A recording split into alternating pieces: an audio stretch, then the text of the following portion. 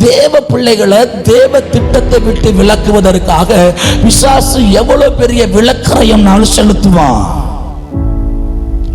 உன்னை விபச்சார பாவத்துல தள்ளணும், பெரிய பெரிய அழகிகளை முன்னாடி வந்து நிறுத்தணும்னா அதையும் செய்வான்.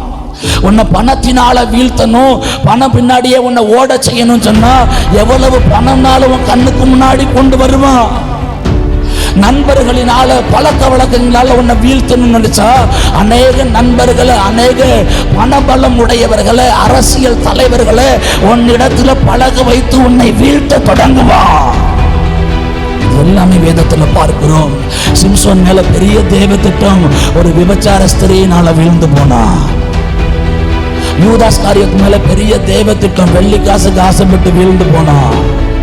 நம்ம மேல தேவ திட்டம் நிறைவேற வேண்டும் என்றால் இந்த எல்லா காரியத்திற்கும் விலகி பொறுமையோடு உங்க பாதையில் ஓட தொடங்குங்க.